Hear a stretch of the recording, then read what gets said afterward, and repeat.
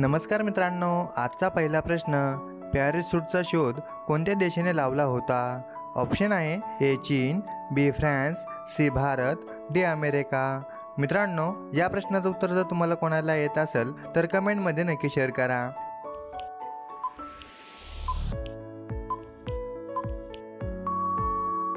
मित्रांनो, या प्रश्नाचं उत्तर बी फ्रान्स. प्रश्न क्रमांक 2, वायफाय किती लांबपर्यंत कनेक्ट होऊ शकतो? ऑप्शन आहे A 50 metre, B 60 metre, C 90 metre, D 95 metre.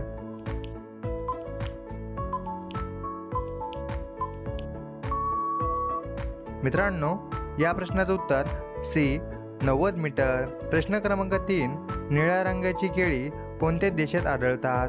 Option आहे ए चीन, B Bharat, C Japan, D America.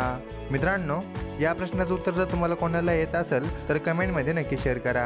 मित्रांनो, तुम्ही जर का आपल्या चॅनलवर नवीन असाल तर चॅनलला सबस्क्राईब करून बेल आयकॉन नक्की दाबा, जेणेकरून येणाऱ्या व्हिडिओचे अपडेट सर्वात अगोदर तुमच्यापर्यंत पोहोचतील.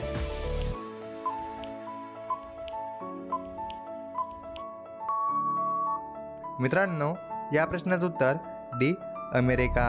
प्रश्न क्रमांक 4, कोणत्या प्राण्यापासून लोकर मिळते? ऑप्शन आहे ए मेंढी, बी गाय, सी घोडा, डी बकरी.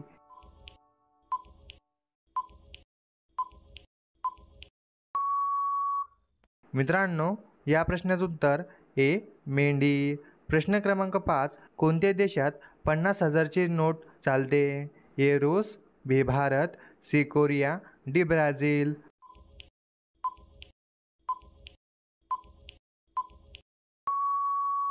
मित्रांनो, या प्रश्नाचं उत्तर सी कोरिया. प्रश्न क्रमांक 6, कोणता पक्षी तोंडातून अग्नी सोडतो? ए मोर, बी पोपट, सी कबूतर, डी चुंगल पक्षी.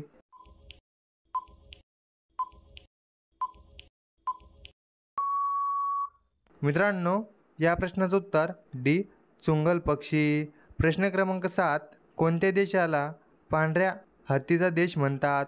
ए रूस, B Bharat, C Thailand, D America.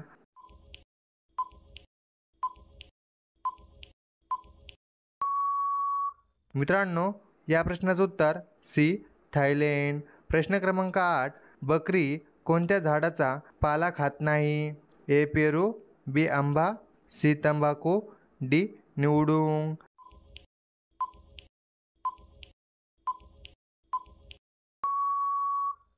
मित्रांनो, या प्रश्नाचं उत्तर सी तंबाखू. प्रश्न क्रमांक 9, बकरीचे दूध पिल्याने कोणता आजार बरा होतो?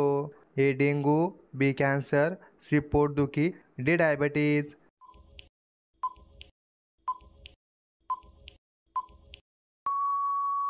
मित्रांनो, या प्रश्नाचं उत्तर सी पोटदुखी.